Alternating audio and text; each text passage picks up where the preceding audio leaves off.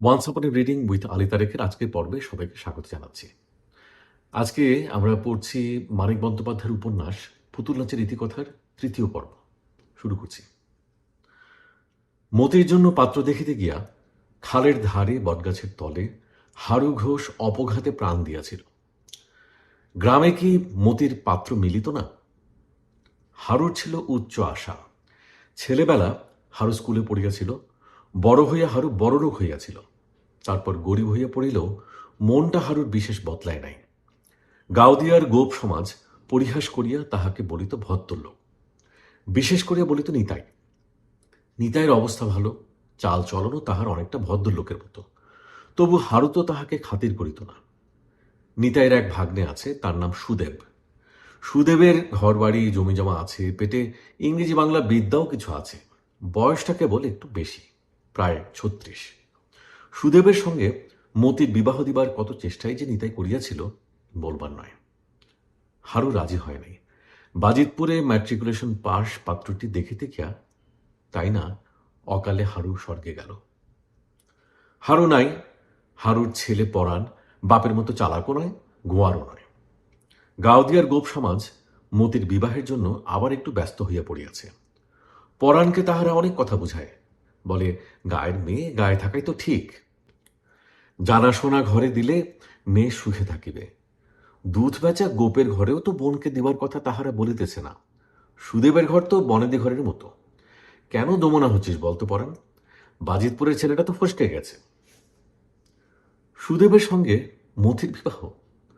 রসালো ফলের মতো অমন কোমল রং যে মতির, প্রতিমার মতো অমন নিখুঁত মুখ। প্রস্তাবটা পরাণের পছন্দ হয় না, কিন্তু অত লোকের কাছে স্পষ্ট না বলিবার মতো মনের জোরও তাহার নাই। নিমরাজি হইয়া সে বলিয়াছে, বাড়িতে আর শশীর মত থাকিলে সে আপত্তি করিবে না। শশীর মতামতের প্রশ্নটা তাহারা পছন্দ করে নাই। নিতাই হাসিয়া বলিয়াছে, ছোটবাবু লোক ভালো, কিন্তু নিজের সমাজে হিতৈষী গণ্যমান্য লোক থাকতে ছোটবাবুকে মুরব্বী ঠরালে পরান, ঘরের কথায় পরকে ডাকলে। আর একজন বলিয়াছে, ছোটবাবু হরদম আসেন যান না বটে। এ কথাটা পছন্দ করে নাই পরাণ। দুপক্ষের অপছন্দ শেষ পর্যন্ত কিসে গিয়া ঠেকিতে বলা যায় না, কিন্তু হারুর আকস্মিক মৃত্যুর পর পরাণ বড় দমিয়া গিয়াছিল। কলহ না করিয়া বাড়িতে অসুখের ছুতা দিয়া সে উঠে আসিয়াছে। মতির জ্বর কিন্তু কমিয়া গিয়াছে। বর্ষার গোড়ার দিকে তাহাকে ম্যালেরিয়া ধরিয়াছিল, কয়েকদিন ভালো থাকিয়াছে, আবার কাঁপিতে কাঁপিতে পড়িয়াছে জ্বরে।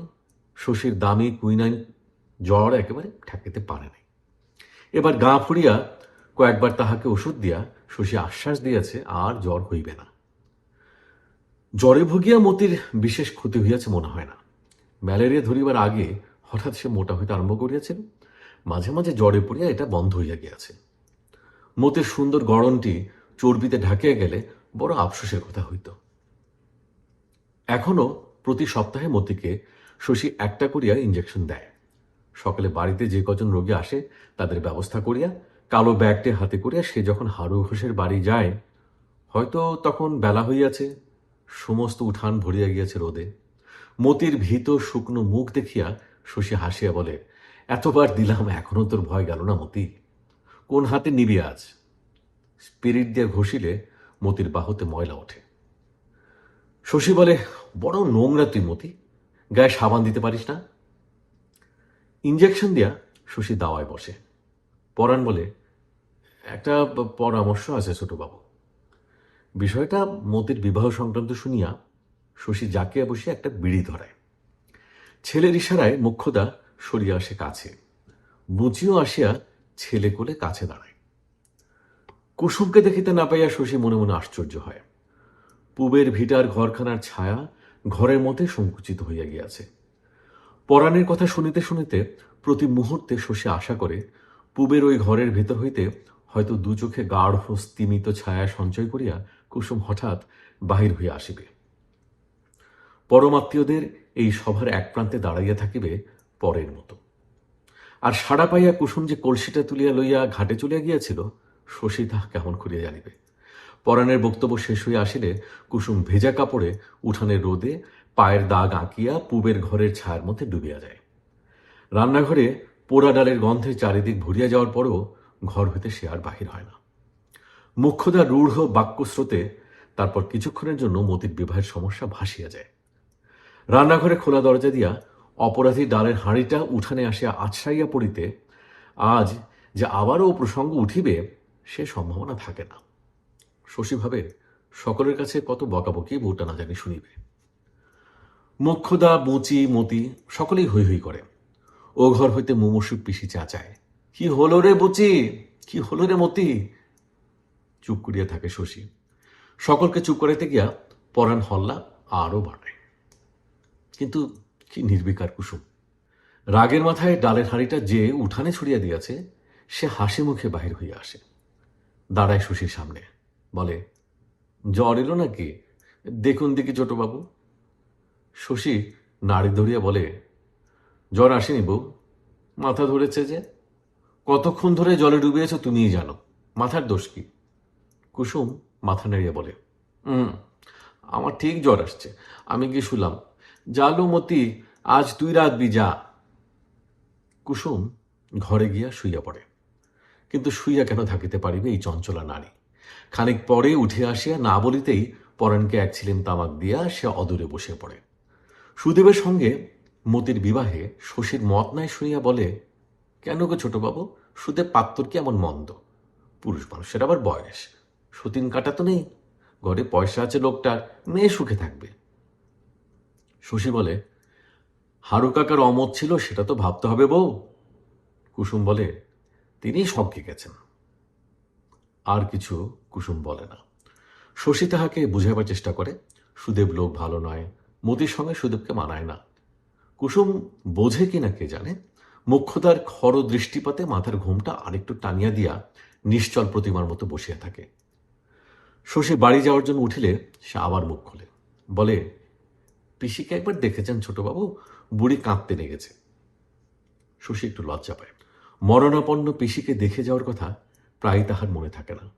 পিসির মরণ এতদূর সুনিশ্চিত যে তার সম্বন্ধে করিবার এখন আর কিছুই নাই। তাই কি শশী বলিয়া যায় আজও পিসি বাঁচিয়া আছে? বড় বাঁচিবার স্বাদ পিসির। পিসি মরিলে যে কাঠ দিয়ে তাহাকে পোড়ানো হইবে তাহার ঘরেরই অর্ধেকটা জুড়িয়া সেগুলি সাজাইয়া রাখা হইয়াছে। মাথার দিকে ঘরের কোণে দাঁড় করানো পাটকাঠির বোঝা হইতে পিসি এখনো পচা পাটের গন্ধ পায়। এক আঁটি পাট ধরাইয়া পিসির মুখাগ্নি করিবে পরাণ। মাথার চুল পিসির অর্ধেক ঝরিয়া গিয়াছে, দেহের লোল চামড়ার তলে মাংস আছে কিনা বোঝা যায় না। পিসি তবু বাঁচিবেই। চুপি চুপি সে শশীকে বলে, ও বাবা শশী, বই দেখে ওষুধ দিও বাবা, দামি ওষুধ দিও, দামের জন্য ভেবো না বাবা, সেরে উঠি ওষুধের দাম তোমার আমি মিটিয়ে দেব।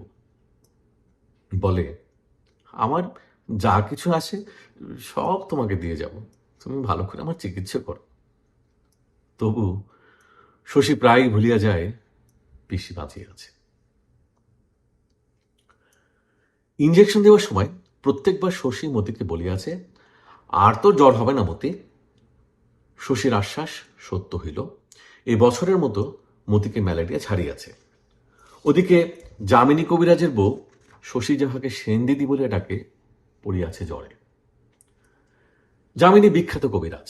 বহু দূরবর্তী গ্রামে তাহাকে চিকিৎসার জন্য ডাকা হয়। সিদ্ধির পাতা মিশাল দিয়া যামিনী যে চাবনপ্রাশ প্রস্তুত করে তাহা নিয়মিত সেবন করিলে বৃদ্ধের দেহে যুবার ন্যায় শক্তির সঞ্চার হয়। মরিয়া গেলেও যামিনীর মকরধ্বজ রোগীর দেহে জীবন আনিয়া দিতে পারে। তারপর এই জীবনকে ধরিয়ে রাখিবার জন্য যামিনীরই আদি ও অকৃত্রিম আবিষ্কার মহাকপিলাদি বটিকা সেবন করা বিধেয়। এই বটিকা প্রস্তুত করিতে 3 রাত্রি সময় লাগে। ইহা কখনো প্রস্তুত হইয়া থাকে না, কারণ তৈরি করিয়া রাখিলে এই মহাতেজস্কর ওষুধের গুণ সূর্যরশ্মি আকর্ষণ করিয়া লয়। সুতরাং যামিনীর মকরধ্বজের তেজে মৃতদেহের জীবন সঞ্চার হইলেও মহাকপিলাদি বটিকার অভাবে প্রাণটুকু যে সবসময় টিকিয়া থাকে এমন নয়। কিন্তু সে অপরাধ কি যামিনীর? রোগীর কপাল। মহাকপিলাদি বটিকা তৈরি করিতে করিতে মৃত রোগী পুনরায় মরিয়া যাবে বলিয়া যামিনী তাহার বিখ্যাত ও বিশিষ্ট মকরধ্বজও ব্যবহার করে না।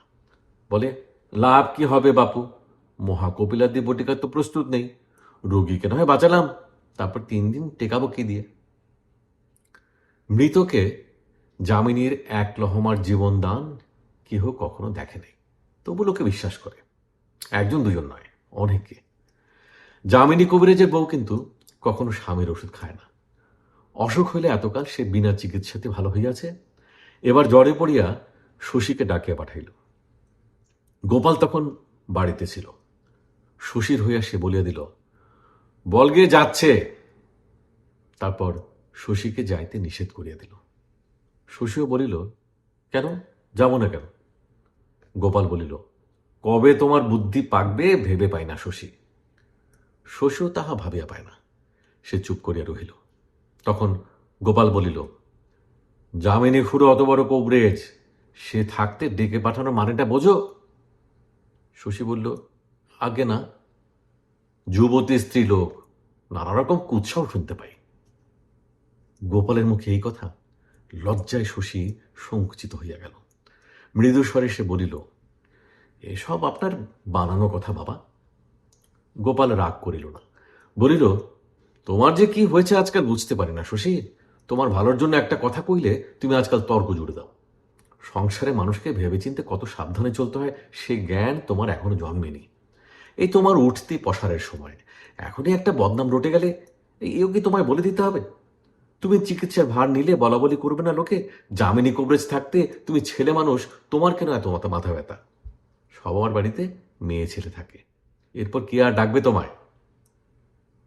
শশীর রাগ হইতেছিল, কিন্তু শৈশব ও কৈশোরের এই জমটিকে ভয় করা তাহার সংস্কারে দাঁড়াইয়া গিয়াছে। গোপালের তীক্ষ্ণ অপলক দৃষ্টিপাতে সে চোখ নামাইয়া লইল। গোপাল আবার বলিল, যামিনী খুড়োরও ইচ্ছাও নয় তুমি ওদের বাড়ি যাও। শশীর নীরবতায় গোপাল খুশি হইয়াছে। বয়স্ক উপযুক্ত সন্তানকে বশ করা জগতে এত বড় জয় আর নাই। আজকাল নানা ছোট বড় ব্যাপারে শশীর সঙ্গে গোপালের সংঘর্ষ বাধিতেছিল। কলহ বিবাদ নয়, তর্ক মতান্তর, আদেশ ও অবাধ্যতার বিরোধ। আজ তবে শশী বুঝিতে পারিয়াছে সাংসারিক বুদ্ধিতে বাপের চেয়ে সে ঢের বেশি কাঁচা। গোপাল এখনো তাহাকে পরিচালনা করিতে পারে। গোপাল আরো অনেক কথা বলিল। শশী নীরবে শুনিয়া গেল। শেষে তাহার কঠিন মুখের ভাব দেখিয়া আর কিছু বলা ভালো না মনে করিয়া গোপাল থামিল। খাওয়া দাওয়ার পর শশী গেল যামিনী কবিরাজের বাড়ি। শশীকে দেখিয়া যামিনী কবিরাজ খুশি হইল না। সদর বাড়িতে সে তখন মুখে মুখে দুটি ছাত্রকে একটা ওষুধের প্রস্তুত প্রণালী শিখাইতেছিল। পাশের চালটায় বুঝি সিদ্ধ হইতেছিল পাঁচন, গন্ধে চারিদিক ভরিয়া গিয়াছে। শশীকে দেখিয়া যামিনী চশমা খুলে বলিল, কি মনে করে শশী? বসো। শশী বলিল, সেনদিদির অসুখ শুনলাম ঠাকুরদা, একবার দেখা করে যাই। অসুখ? যামিনী হাসে, কার কাছে শুনলে? জ্বর বুঝে হয়েছিল একটু কাল, নারে কুঞ্জ, আজ অসুখ কোথা? তবে বুঝি কোনো কাজে ডেকেছেন? বলিয়া শশী ভিতরে গেল। সেনদিদি শুইয়াছিল, আচ্ছন্ন, অসুস্থ, মৃতকল্প সেনদিদি। গায়ের উজ্জ্বল রং লাল হইয়া হাতের অনন্তের রঙের সঙ্গে মিশে গিয়াছে। সারা গায়ে আরো সব অস্পষ্ট চিহ্ন শশী যা চেনে। শশীর মুখ শুকাইয়া গেল। শরতের গোড়ায় এ রোগ সেনদিদি পাইল কোথায়? গাঁওদিয়া গ্রামে, কলিকাতা শহরে, দেশে বিদেশে কোথাও শশী যার মতো রূপসী দেখে নাই। শুধু রূপের জন্যে হয়তো যে মিথ্যা কলঙ্ককে নিয়েছে, এ কি রোগ ধরিয়াছে তাহাকে। শশীর ডাক শুনিয়া যামিনী কবিরাজের বউ চোখ মেলিয়া তাকাইয়া কাঁদিতে কাঁদিতে বলিল, তুমি এতদিনে এসেছ শশী? আমি যে মরতে বসেছি শশী, কি অসুখ করেছে কিছু জানি না। জ্বরে অচৈতন্য হয়ে থাকি, গায়ের ব্যথা সইতে পারি না। আমি খবর পাইনি সেনদিদি, কাকে দিয়ে খবর পাঠাবো? কেউ কি আসে আমার কাছে? সেনদিদি চোখ মেলিতে পারে না, চোখের কোণ দিয়া জল গড়াইয়া পড়ে। শশী বিছানায় বসে সেনদিদির গায়ের তাপ পরীক্ষা করে, কি করিবে ভাবিয়া পায় না। যামিনী অসুখের কথা গোপন করিবার চেষ্টা করিয়াছিল, এ পর্যন্ত চিকিৎসারও হয়তো কোনো ব্যবস্থা হয় নাই। আজকাল তাহার কি হইয়াছিল? সেনদিদির খবর লইত না কেন? এই মলিন দুর্গন্ধ চাদরে আজ কতদিন না জানি তাহার সেনদিদি বিনা চিকিৎসায় পড়িয়া আছে। এতটুকু সেবা করিবারও কেহ নাই। শশী কিছু বুঝিতে পারে না। যে রূপের জন্য পৃথিবীর লোক উন্মাদ, স্ত্রীর যে সৌন্দর্য মানুষ তপস্যা করিয়া পায় না, যামিনী তাই পাইয়াছে।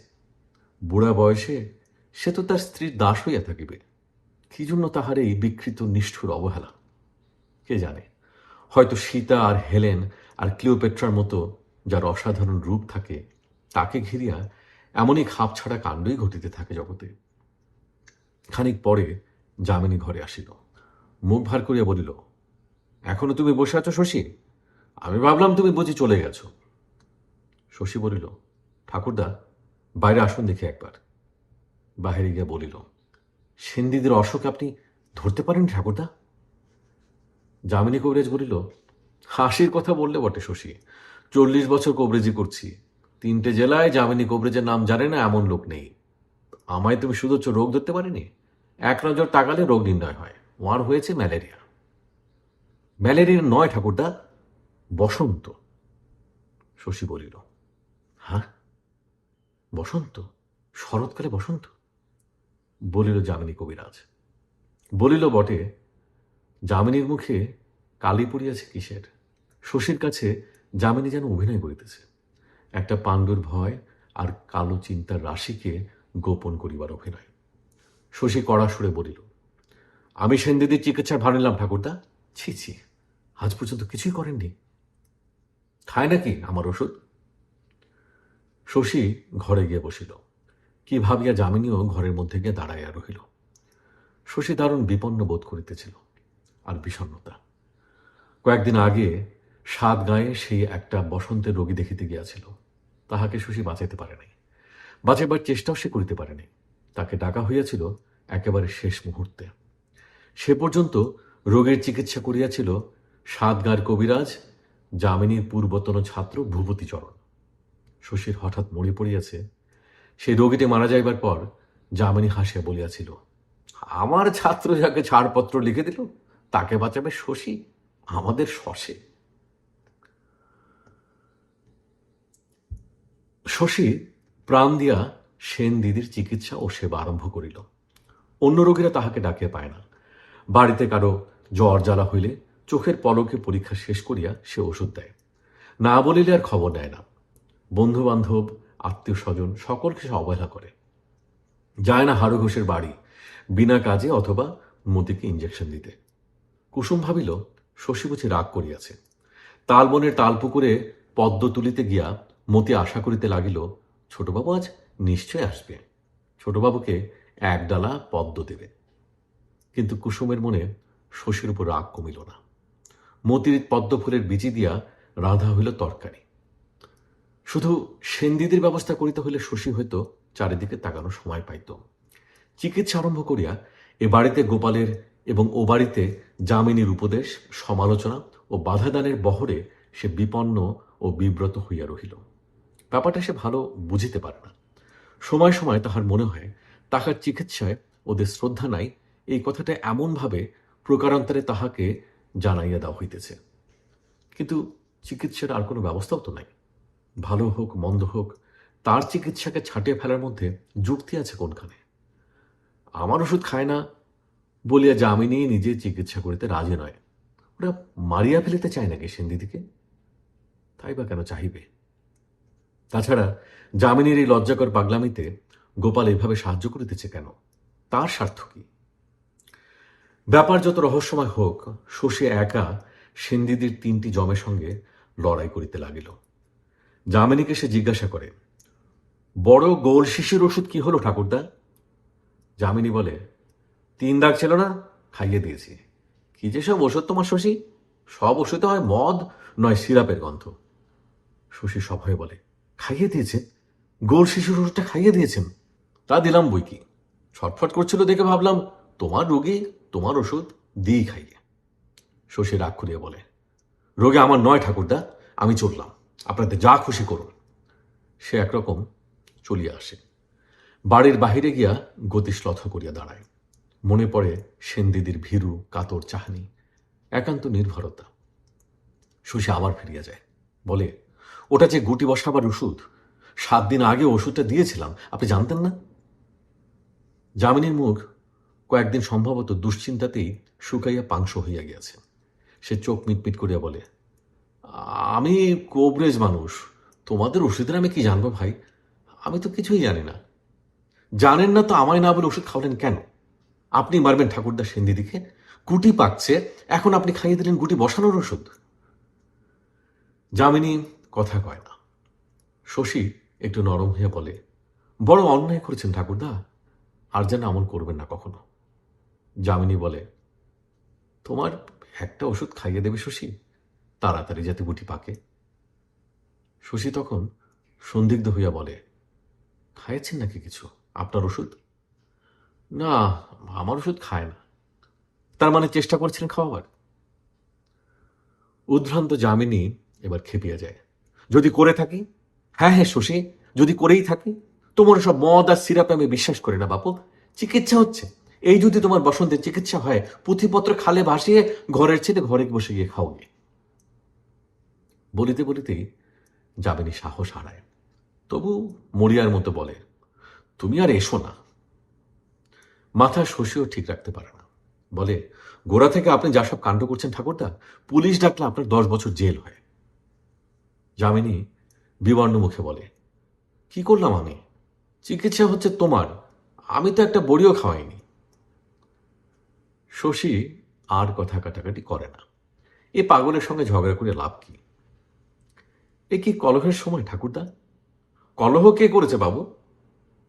জ্ঞান হইলে যামিনী কবিরাজের বউ বলে, ঘরে কে শশী, কার সঙ্গে কথা কইছ? চোখে সে দেখিতে পায় না, চোখ দুটি বন্ধ হইয়া গিয়াছে। যামিনী ঘরে আসিয়াছে শুনিলে উতল হইয়া ওঠে। ওকে যেতে বলো শশী, যেতে বলো ওকে, আমাকেও বিষ খাইয়া মারবে। যাও না, তুমি ঘর থেকে চলে যাও না। যামিনী চলে গেলে বলে, বাঁচব তো শশী? বাঁচবেন বই কি। সেনদিদি খুশি হয়, খানিকক্ষণ চুপ করিয়া পড়িয়া থাকে। শশী কি জানে না কি অসহ্য তাহার যাতনা। সেনদিদির সহ্য শক্তি দেখিয়া বিস্ময় মানে শশী। নালিশ নাই, কাতরানি নাই, মাঝে মাঝে শুধু জিজ্ঞাসা করে, বাঁচবেন কিনা। সেনদিদি বলে, এত ঘাটাঘাটি করছো, তোমার তো ভয় নেই বাবা। কিসের ভয়? 6 মাস আগে টিকে নিয়েছি। তখন সেনদিদি বলে, ধরতে গেলে তুমি তো আমার ছেলেই, পেটের ছেলের চেয়ে তোমাকে বেশি ভালোবাসি শশী। কথাটা শশীকে বিচলিত করিয়া দেয়। সেনদিদি যে তাকে ভালোবাসে সে তা জানে 12 বছর বয়স হইতে। কথাটা বলিবার ভঙ্গি তাহাকে অভিভূত করিয়া রাখে। কেমন একটা বালকত্বের অনুভূতি হয় এক অসুস্থা গ্রাম্য নারীর আবেগপূর্ণ কথায়। পেটের ছেলের চেয়ে ভালোবাসে, এ কথার অর্থ কি? সেনদিদির তো ছেলে মেয়ে হয় না কখনো। একদিন সেনদিদির শিয়রে সারা রাত জাগিয়া ভোরবেলা বাড়ি ফেরার সময় বাড়ির সামনে শিউলি গাছটার তলায় মতিকে শশী ফুল কুড়াইতে দেখিল। শশী যায় না বলিয়া মতি বুঝি ব্যাপার বুঝিতে আসিয়াছে। শিউলি গাছটা ঝাঁকিয়া ফুল ঝরাইয়া দিয়া শশী জিজ্ঞাসা করিল, তুই কবে টিকে নিয়েছিলে রে মতি? টিকে নিইনি তো। নিসনি কেন? টিকে নিতে কি হয়েছিল? দাঁড়া, আজ তোদের বাড়ি শুদ্ধ লোককে টিকে দিয়ে আসবো। পাড়ায় বসন্ত হয়েছে খবর রাখিস? মতি অবিশ্বাসের হাসি হাসিয়া বলিল, টিকে নিলে কি হবে? মা সে তোলার কৃপা হবার হলে হবেই গো ছোটবাবু, হবেই। তোর মাথা হবে। শিশিরে এক পশলা বৃষ্টির মতো চারিদিক ভিজিয়ে আছে। মতির বিবর্ণ পাড় শাড়ি আধ ভেজা কাপড়ের মতো কোমল দেখাইতেছিল। শশীর মনে হয় শাড়ির নমনীয় স্পর্শে মতি ভারী আরাম পাইতেছে। সকালবেলা রাত জাগা চোখে মতিকে যেন তার বয়সের চেয়ে অনেক বড় মনে হইতে লাগিল। ওকে দেখিতে দেখিতে সকালবেলা বিড়ি টানার আলস্য আরো মিষ্টি লাগিল শশীর। মতি বলিতেছিল, বউ বলে আপনি সাহেব মানুষ, ঠাকুর দেবতা মানেন না। সত্যি ছোটবাবু? না, সত্যি নয়, ঠাকুর দেবতা খুব মানে। শুনিয়া মতি যেন স্বস্তি পাইল। বউ আপনার নামে যা তা বলে। হ্যাঁ, কি বলে? মতি মুচকিয়া হাসিল। কত কি বলে। শশী হাসিয়া বলিল, তুইও তো বলিস মতি, পরাণের বউ হয়তো তোর কাছ থেকেই বলতে শিখেছে। মতির মুখ শুকাইয়া গেল। আমি আপনার নামে বলি? আমি যদি আপনার নামে কিছু বলে থাকি আমার যেন ওলা ওঠা হয়। হয় হয় হয়, 3 সত্যি করলাম, ভগবান শুনো। শশী অবাক হইয়া বলিল, তুই তো আচ্ছা রে মতি, সকালবেলা ফুল তুলতে তুলতে ওলা ওঠার নাম করছিস? মতি এবার রাগ রাগ করে বলিল, আমার যেন হয়। রোদ উঠিলে মতি বাড়ি গেল। শশী ভাবিল, এমন গেঁয়ো স্বভাব, দেখতে তো গেঁয়ো নয়। আর মতি ভাবিল, শেষের দিকে ছোটবাবু আমাকে কি করে দেখছিল, আমাকে দেখতে দেখতে কি ভাবছিল ছোটবাবু। হারুন ঘোষের বাড়ির সামনে বেগুন গাছগুলো এখন খুব সতেজ। কয়েকটা গাছে কচি কচি বেগুনও ধরিয়াছে। বড় ঘরের পাশ দিয়া পিছনের মাঠে তাকাইলে অনেক দূরে কুয়াশা দেখা যায়। দূরত্বই যেন ধোঁয়াটে হইয়া আছে, কুয়াশা মিছে। মতি তৃপ্তি বোধ করে। সকালবেলার সোনালি রোদে তাহার চোখের সীমানার গ্রামখানি দেখিতে অপূর্ব হইয়া উঠিয়াছে বলিয়া নয়, প্রকৃতিকে, তাদের এই গ্রামের প্রকৃতিকে মতি এত বেশি করিয়া চেনে, যা আকাশে রামধনু ছাড়া তাহার চোখ, তাহার মন কোথাও রং খুঁজিয়া পায় না। নাকের সামনে কচি কিশলয়ের মৃদু হিন্দোল কোনো কাঁচা মনকে দোল দেয় কে জানে, মতির মনকে দেয় না। সর্বাঙ্গের শুভ্রতায় তাল গাছের রহস্যময় ছায়া মাখিয়া মাখিয়া তালপুকুরের গভীর কালো জলে হাঁস সাঁতার দেয়। তাদের গায়ে ঠেকিয়া লাল ও সাদা শাপলাগুলি জলে ডুবিয়া ভাসিয়া ওঠে। চারিদিকের তীর ভরিয়া কলমি শাকের ফুলগুলি বাতাসে যেন কেমন করিতে থাকে। আকাশে ভাসে উজ্জ্বল সাদা মেঘ আর বন্য কপোতের ঝাঁক। শালিক পাখি উড়িবার সময় হঠাৎ শীষ দেয়। অল্প দূরে কাতৌরা পাখির পাঠশালা বসে। বাতাসে থাকে কত ফুল, কত মাটি, কত ডোবার মেশানো গন্ধ। মতি কিছু দেখে না, কিছু শোনে না, কিছু শোকে না।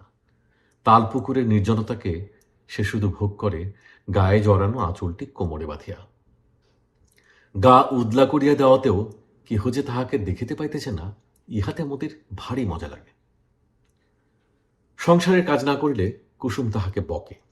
তালপুকুরের ধারে কাজ ফাঁকি দেওয়া আলস্যটুকু মতি ভোগ করে ভবিষ্যতে চিন্তা করিতে করিতে। সুদেবকে মনে মনে মরিবার আশীর্বাদ করিয়া আরম্ভ না করিলে ভবিষ্যতের ভাবনাটা তাহার যেন ভালো খোলে না। মতির ভারী ইচ্ছা বড় লোকের বাড়িতে শশীর মতো বরের সঙ্গে তাহার বিবাহ হয়। কাজ নাই, বকুনি নাই, কলহ নাই, নোংরামি নাই। বাড়িতে সকলে সর্বদা পরিষ্কার পরিচ্ছন্ন থাকে, মিষ্টি মিষ্টি কথা বলে, হাসে, তাস পাশা খেলে, কলের গান বাজায়, আর আর বাড়ির বউকে খালি আদর করে। চিবুক ধরিয়া তাহার লজ্জিত মুখখানি তুলিয়া বলে, লক্ষ্মী বউ, সোনা বউ, এমন না হলে বউ। বলে, বাড়ি আলো হলো। স্বপ্নমতির অফুরন্ত। মস্ত একটি ঘরের কোণে সে বসে আছে। সর্বাঙ্গে তাহার ঝলমলে গহনা, পরনে ঝকমকে শাড়ি, ঘোমটার মধ্যে চন্দন চর্চিত মতির মুখখানি কি রাঙা লজ্জায়। আনন্দে সে ছোট ছোট নিঃশ্বাস ফেলিতেছে আর শুনিতেছে ঘরের বাহিরে বড় লোকের বাড়ির প্রকাণ্ড সংসারের কলরব। শশীর বোনের মতো পাড়ার কে যেন একটি মেয়ে মতির সঙ্গে ভাব করিয়া গেল। যামিনী কবিরাজের বইয়ের মতো সুন্দর একটি মহিলা, মতির বোধহয় সে ননদই হইবে। পানের বাটা সামনে দিয়ে বলিল, পান সাজো বউ, ও শোনাবো পান সাজো। তারপর কে বলিল, বৌমাকে খেতে দে তোরা কেউ একজন। যেই বলুক, তালপুকুরের ধারে প্রকৃতির মহোৎসব হইতে বাড়ি ফেরার সময় মতির আবার তীব্রভাবে ইচ্ছা করে সুদেব বেটা মরিয়া যাক। কুসুমের সঙ্গে আজকাল প্রায়ই ঝগড়া বাঁধে মতির। সকলের অগোচরে মতিকে কুসুম শশীর কথা তুলিয়া অন্যায় পরিহাস করিতে আরম্ভ করিয়াছে। বলে, শরীর খারাপ লাগছে মতি, তাই চুপ করে বসে রয়েছিস? আহা ষাট, ছোটবাবুকে ডাকবো, পরীক্ষা করে ওষুধ দেব। মতি বলে, কেন লাগতে এলি বউ, তোর আমি কি করেছি? কুসুম বলে, চোখ ছলছল করছে, দেখলে ছোটবাবুর বুক ফেটে যাবে। মতি বলে, জমের অরুচি, মর তুই মর। কুসুম তবু বলে, জানিস লো মতি, রাতে তোর কথা ভেবে ছোটবাবুর ঘুম হয় না, বসে বসে মালা জপ করে মতি মতি মতি। সুদেবের সঙ্গে তোর নিকে হয়ে গেলে ছোটবাবু তালপুকুরে ডুবে আত্মহত্যা করবে। তুই তালপুকুরে ডুবে মর, মরে শাকচুনি হয়ে থাক। মতি স্থান ত্যাগ করিতে যায়। কুসুমের সঙ্গে সে কথায় পারিবে কেন? কুসুম তাহাকে রেহাই দেয় না। খপ করিয়া মতির হাতটা সে ধরিয়া ফেলে। মুখের কাছে মুখ লিয়া গিয়া অপলক চোখের তারা স্থির রাখিয়া কথাগুলো দাঁতে কাটে কেটে বলে, লজ্জা নেই তোর? এত বড় ঠেড়ে মেয়ে তুই, লজ্জা নেই তোর? পেটে ভাত জোটে না, গয়লার মুখ্য মেয়ে তুই, ছোট বাবুর তুলনায় তুই ছোট লোক ছাড়া কি? অত তোর পাকামে কিসের? অমনি করিস বলেই তো বিরক্ত হয়ে ছোট বাবু আর আসে না। তারপর মতি কুসুমের হাত দেয় কামড়াইয়া। তাহাকে ছাড়িয়া দিতে দংশিত হাতখানা ঘুরাইয়া ফিরিয়া কুসুম দাঁতের দাগগুলি ভালো করিয়া দেখে। কামড়ালি? আমাকে তুই কামড়ালি? দাঁড়া, তোর আমি কি করি দেখ। কি করিবে? কুসুম তাহার কি করিবে? বুক দুরু দুরু করে মতির। ছোট বাবুকে যদি বলিয়া দেয়? মতির মনে হয় সে কুসুমের হাতে কামড়াইয়া দিয়াছে শুনিলে ছোটবাবু ভয়ানক রাগ করিবে। খানিক পরেই সে কুসুমের আশেপাশে ঘোরাফেরা আরম্ভ করিয়া দেয়। একসময় সাহস করে বলে, লেগেছে বউ, দেখি। কুসুমের ক্ষমা নাই। সে ভ্যাঙাইয়া বলে, লেগেছে বউ? কামড়ে দিয়ে ন্যাকামি করতে এলেন। মতি দাওয়ায় আসিয়া খুঁটি ধরিয়া দাঁড়ায়। ভাবে, বউ কি ভীষণ মেয়ে, ও ঠিক বলে দেবে। পিসির ঘরের খোলা দরজা দিয়া পিসিকে দেখা যায়। পিসির আজকাল কথা বন্ধ হইয়া গিয়াছে। কথা বলিতে গেলে গলায় ফ্যাঁস ফ্যাঁস আওয়াজ হয় মাত্র। কিছুতেই সে বলিতে পারে না। মতিকে দেখিয়া সে হাতের ইশারায় তাহাকে কাছে ডাকে। মাথা উঁচু করিয়া বারবার ব্যাকুলভাবে মুখের ফাঁকে আঙুল ঢুকাইয়া পিপাসা জানায়। দেখিতে পাইয়াও মতি কিন্তু অনেকক্ষণ নড়ে না। বলে, যাই গো যাই, অত ব্যস্ত কেন? মোক্ষদা জিজ্ঞেস করে, কে ডাকেল মতি? পিসি, জল খাবে। তো এই ছিল মানিক বন্দ্যোপাধ্যায়ের উপন্যাস পুতুল নাচের ইতিকথার 3য় পর্ব। সামনের পর্বে আবার দেখা হবে। সবাইকে শুভেচ্ছা।